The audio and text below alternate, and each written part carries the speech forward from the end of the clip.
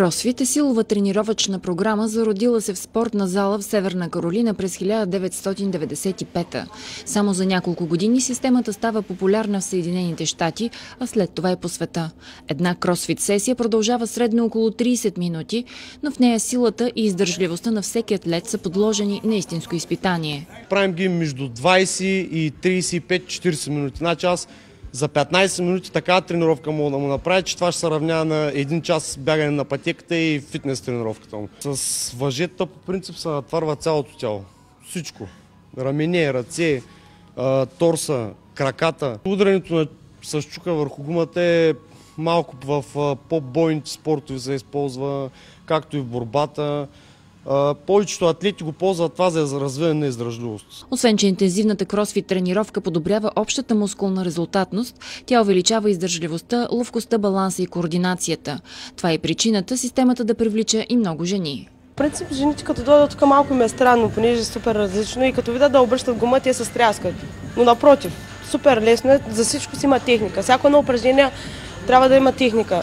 Не е като във фитнесите, да идваш да правиш едно и също упражнение, сумата ти време. Тук идваш и тренировката е като игра. За момента единствената кросфит зала в България се намира в Бургас. Не наблягаме на разни такива раздувки, на помпани, културистични методи. Правим атлети, хората да изглеждат добре. Влиза човека, поемаме го от вратата, правим му съответната тренировка, уточняваме целите, които иска да постигне той и вече на базата на това му изготвяме различни тренировъчни режими. Въпреки че на пръв поглед упражненията изглеждат невъзможни, според инструкторите, дори организмът ви първоначално да се окаже в пълен шок, след време ще се адаптира и само след няколко подобни сесии ще тренирате пълноценно, сякаш сте го правили цял живот.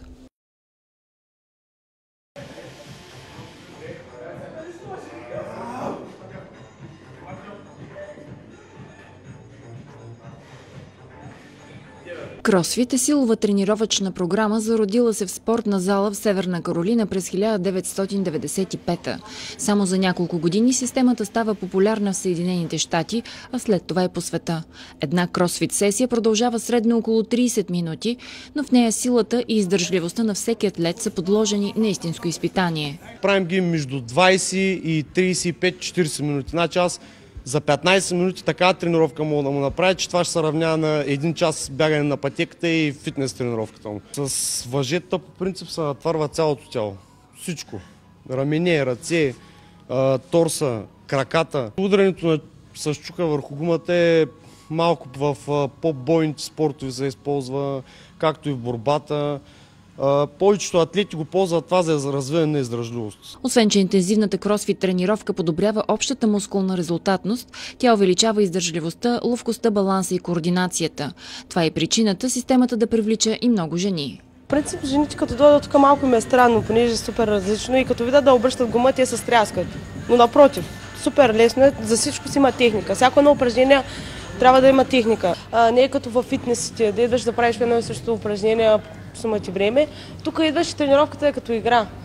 За момента единствената кросфит зала в България се намира в Бургас. Не наблягаме на разни такива раздувки, на помпани, културистични методи. Правим атлети, хората да изглеждат добре. Влиза човека, поемаме го от вратата, правим му съответната тренировка, уточняваме целите, които иска да постигне той и вече на базата на това му изготвяме различни тренировъчни режими. Въпреки че на пръв поглед упражненията изглеждат невъзможни, според инструкторите, дори организмът ви първоначално да се окаже в пълен шок, след време ще се адаптира и само след няколко подобни сесии ще тренирате пълноценно, сякаш сте го правили цял живот.